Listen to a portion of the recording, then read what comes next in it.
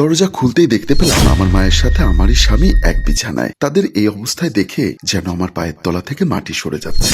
আমি খাটের পাশে যেতেই ওরা দুজনে ইতস্ত হয়ে কাপড় চোপড় ঠিক করতে লাগলো। মা, তুমি তুমি তোমার মেয়ের জামাইয়ের সাথে এরকমটা? ছি ছি ছি। দেখ ফুল, আমরা কিছুই করিনি, তুই আমার সবটা চেক করে দেখ। আমার স্বামী বিজয় বলল, হ্যাঁ ফুল, তুমি যা দেখেছো তা ভুল। আমি তো এমনি তোমার মায়ের হাত পা টিপে দিচ্ছিলাম, ওনার শরীর খারাপ লাগছে তাই। চুপ করো তুমি, আমি সবটা দেখেছি। আমি এতটাও ছোট নই যে আমাকে উল্টাপাল্টা বুঝিয়ে পার পেয়ে যাবে। তার মানে তোমাদের সম্পর্ক আগে থেকেই ছিল, আমার বিয়ে এজন্যই ওর সাথে দিয়েছো তাই না মা? আর ঘর জামাই রেখেছো মা তোমার চাহিদা মেটাবে। তুই ভুল বুঝছিস মা, আমাদের মাঝে এরকম কিছুই হয়নি। তুমি আগে শান্ত হও, আমি সবটা বলছি তোমাকে। আর কি বলবে আর কি শুনবো? মা, তুমি আমার অনিচ্ছা সত্ত্বেও কেন বিজয়ের সাথে আমার বিয়েটা দিয়েছিলে তা এখন আমি স্পষ্ট বুঝতে পারছি। মনে আছে মা সেসব দিনের কথা? তুমি এরকম একটা জায়গায় কেন দেখা করতে বলছো, তাও এত রাতে? তুমি কি জানো না কেন আসতে বলেছি? হ্যাঁ বুঝতে পারছি। তুমি কি সবটা পারবে সামলাতে? কাজল বলল, তুমি কোনো চিন্তা করো না, আমি সবটা ম্যানেজ করব। কিভাবে করবে? তুমি বিবাহিত, একটা বড় মেয়ে আছে। তুমি কি তোমার মেয়েকে রেখে আমাকে বিয়ে করতে পারবে?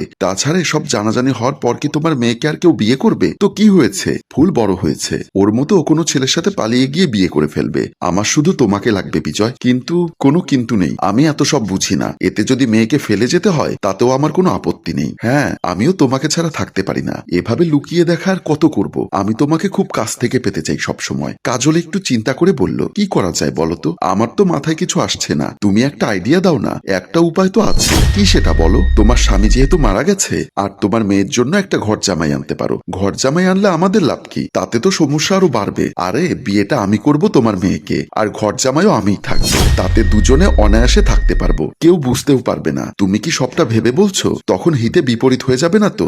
না, তখন আমরা একে অপরকে আপন করে পাবো। তুমি তোমার মেয়েকে রাজি করাও শুধু। হ্যাঁ, আমি আজই গিয়ে জুইকে তোমার সাথে বিয়ের কথা বলবো। এখন তাহলে যাই। এই বলে কাজল চলে যায় তড়িঘড়ি করে। আমি আমার রুমে বসে বসে মোবাইল টিপছি, আর এমন সময় মা এসে আমার পাশে বসে বলল, কিরে মা, তুই আজ টিউশনে যাসনি যে? এমনি মা, ভালো লাগছে না। তোমাকে এমন দেখাচ্ছে কেন মা? তোমার শরীর কি ভালো আছে?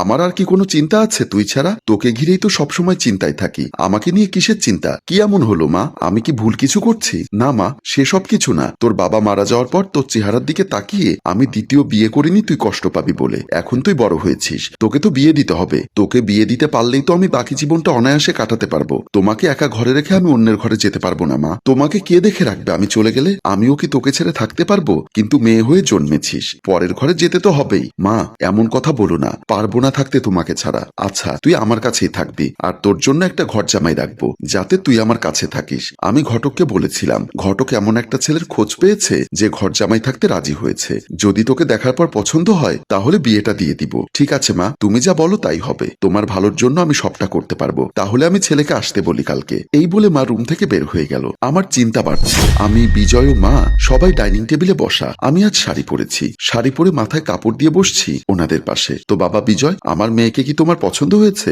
তোমার কি কিছু বলার আছে? বিজয় ভালো করে আমাকে দেখে বলল, না আন্টি, আমার ফুলকে খুব ভালো লেগেছে। আমি এই বিয়েতে রাজি আছি। তবে আপনার মেয়ের কি আমাকে পছন্দ হয়েছে তাও তো জানতে হবে। এতে আমার কোনো আপত্তি নেই। আমার মায়ের সিদ্ধান্তই আমার সিদ্ধান্ত। মা যেটা বলে সেটাই হবে। আলহামদুলিল্লাহ, আমি জানতাম আমার মেয়ে আমার কথা ফেলবে না। তাহলে সামনের শুক্রবারে আমরা শুভ কাজটি সেরে ফেলতে চাই। আর বিজয় বাবা, তুমি সব ঠিক করে একেবারে চলে এসো। তোমাদের জন্য ভেতরের রুমটা ঠিক করে রাখবো। ঠিক আছে, আজ তাহলে আমি আসি। বলেই বিজয় উঠে চলে যায়। মা আমাকে জড়িয়ে ধরে বলল, তুই খুশি হয়েছিস তো মা? তোর যদি কোনো কথা থাকে বলতে পারিস। কি বলো মা? তোমার খুশি তো আমার খুশি। যাই হোক, অন্তত তোমাকে সবসময় কাছে পাবো। এই বলে আমি মাকে জড়িয়ে ধরে সেখান থেকে উঠে চলে আসি। মা আমার দিকে তাকিয়ে মনে মনে ভাবছে, এসব তোর জন্য নয় রে, আমার জন্য করছি পাগলি মেয়ে। বিয়ের প্রায় 6 মাস আজ। আমরা সবাই সোফায় বসে চা খাচ্ছি আর গল্প করছি। আমি আমার মতো মোবাইল টিপে টিপে চায়ে চুমুক দিচ্ছি, আর ওদিকে আমার মা ও বিজয় একজনের পায়ের সাথে আর একজন ঘষাঘষি করছে আর মিটিমিটি হাসছে। মা হঠাৎ আমাকে বলল, ফুলমা, যা তো তোর মতি চাচির কাছ থেকে আমার পাওনা টাকাগুলো দিবে কিনা জিজ্ঞাসা করে আয়, দিলে নিয়ে আসিস একটু। আমি চায়ের কাপটি রেখে ঠিক আছে বলে উঠে বের হয়ে যাই। ফুল বের হওয়ার সাথে সাথে বিজয় উঠে তার শাশুড়িকে জড়িয়ে ধরে। এ কি করছো? এখানে নয়, চলো রুমে যাই। হ্যাঁ চলো, বলে তারা দুজনে দরজা বন্ধ না করেই তারা রুমের দিকে চলে যায়। তারা দুজনে রুমে এসে একজনের কাঁধে আর একজন মাথা রাখে।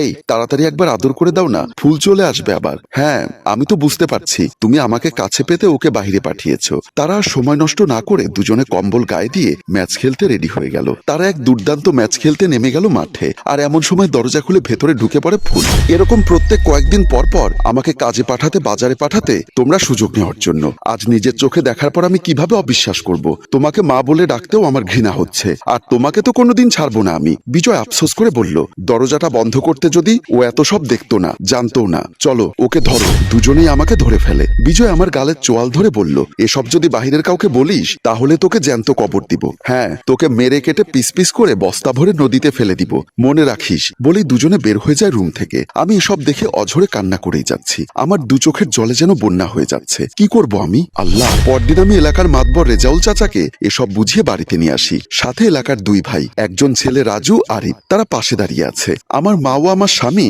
তারা দুজনকে একজনের পেছনে একজনকে লাগিয়ে রশি দিয়ে বেঁধে সামনে দাঁড় করিয়ে রাখা হয়। মাতবর রেজাউল বলল, এটা একটা মারাত্মক সমস্যা আমাদের সমাজের জন্য, দেশের জন্য, তাই এর কঠোর শাস্তি দেওয়া উচিত। রাজু বলল, হ্যাঁ মাতবর সাহেব, তাদেরকে কঠোর থেকে কঠোর শাস্তি দিন। আমাকে দিন, আমি হিজড়া ভাড়া করে মারবো। আরিফ বলল, না মাতবর সাহেব, আমাকে দিন, আমি ওদেরকে মাগুর মাছের পুকুরে হাত পা বেঁধে নামিয়ে দেই, যাতে মাছেরা ঠুকরে ঠুকরে খেতে পারে। তোরা একটু শান্ত হ, আগে ফুল থেকে জিজ্ঞাসা করি ও তাদের কি শাস্তি চায়। ফুলমা, তুই বলতো ওদের কি শাস্তি দিলে তুই খুশি হবি? আমি কাঁদতে কাঁদতে বললাম, চাচা, ওদেরকে এই সমাজ, এই গ্রাম, এই জেলা থেকে বের করে দিন, আর যেন এখানে ফিরে না আসে, আর আসলে কঠোর শাস্তির ব্যবস্থা করবেন। ঠিক আছে মা, তোকে ধন্যবাদ এরকম সাহসী পদক্ষেপ নেওয়ার জন্য। তুই চিন্তা করিস না, আজ থেকে তুই আমার মেয়ে হয়ে আমার ঘরে থাকবি। এই তোরা যা, ওদেরকে জুতোর মালা গলায় দিয়ে এই গ্রাম থেকে বের করে দে, আর যদি কোনোদিন তোমাদের মুখ দেখি তাহলে পাথর নিক্ষেপ করে মারা হবে। ওদের নিয়ে যা। রাজু ও আরিফ দুজনেই এসে ওদেরকে টানতে টানতে বাড়ি থেকে বের করে নিয়ে যায়, আর মাতবর রেজাউল আমাকে মাথায় হাত বুলিয়ে দিচ্ছে।